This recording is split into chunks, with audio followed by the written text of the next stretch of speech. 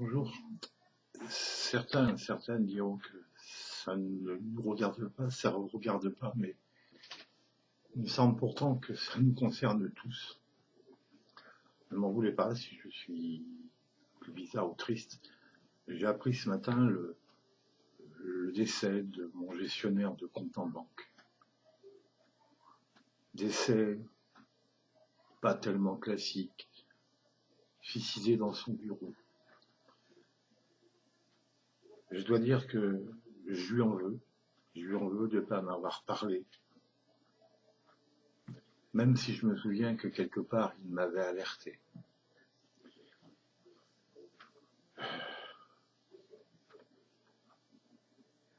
Ce geste, ce qui s'est passé dans son bureau, n'a rien de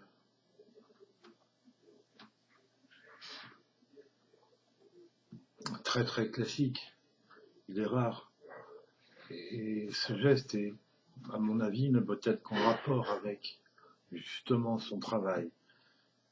Cet homme avait su, nous avions su tous les deux créer une relation bien au-delà de ce système bancaire de la banque et de la relation à un client.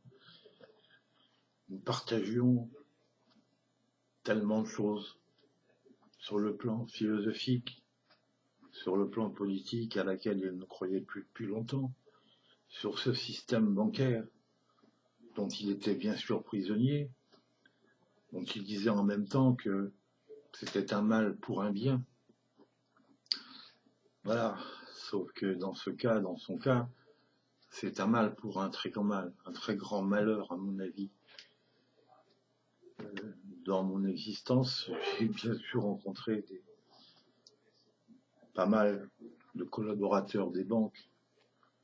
Je crois que c'est le deuxième dans ma vie avec lequel j'ai pu avoir une relation vraiment d'humanité, de fraternité.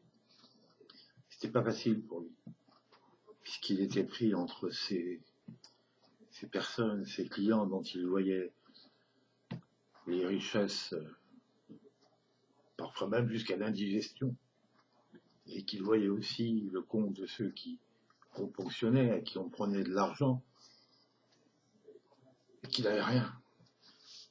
On en parlait souvent, ces structures bancaires, mais j'avais compris qu'il ne pouvait rien faire, même si je proposais de venir se battre avec nous. Mais c'est pas le sujet aujourd'hui. Je crois que, je me souviens bien, il y a quelque temps, il m'avait dit, quand on parlait des signes du temps, des signes présents, de l'aveuglement, de notre aveuglement, de nos oreilles malentendantes, il m'avait dit, vous inquiétez pas Bruno, dans peu de temps, vous aurez un signe auquel personne ne s'attend. Alors moi je cherchais évidemment un signe, je ne sais pas d'où d'ailleurs. Bien non, j'ai compris depuis ce matin, parce que je ne vous dis pas comment je pense à lui et je regrette qu'on n'ait pas pu se parler un peu plus longuement avant ce geste. Mais ce geste est une alerte, je pense. Je crois qu'il serait tellement bien qu'avec cet exemple,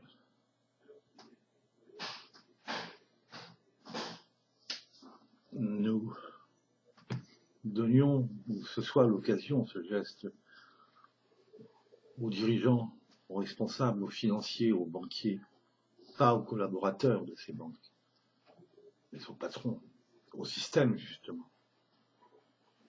J'espère, je ne suis pas le seul à l'espérer, qu'ils acceptent une remise en cause de ce système. Il ne s'agit pas de leur voler leur argent à eux en retour. Nous en avons assez pris, c'est pas là le problème. Il s'agit d'établir cette équité, cette égalité, puis cette fraternité qu'il a su mettre en route. Je pense que j'étais pas le seul avec lequel il avait des rapports aussi complices, aussi humains. J'ai pas le droit de trop vous en dire, mais depuis ce matin je réfléchis. Pourquoi et je pense que il méritait vraiment que, plutôt que de me perdre dans des condoléances traditionnelles, je lui devais de lui rendre hommage. Et le meilleur hommage, il me semble, que je pourrais lui rendre, c'est avec vous, c'est en essayant de faire comprendre à ceux qui sont les architectes de ce système qu'il est peut-être temps de changer les structures et cette architecture. Un homme est parti. Il n'était pas croyant au sens classique du terme, il n'appartenait à aucune religion, mais il était beaucoup plus en lien et en relation avec l'univers et avec l'humain qu'on ne le pense, ou en tout cas on peut l'imaginer. Je dois m'arrêter là. Je te remercie. J'étais un ami proche, je te remercie. Et j'espère que ce geste permettra au monde de la silence, d'évoluer dans le sens que toi tu aurais aimé partager avec nous. Je te remercie. Et puis je te dis adieu. Merci.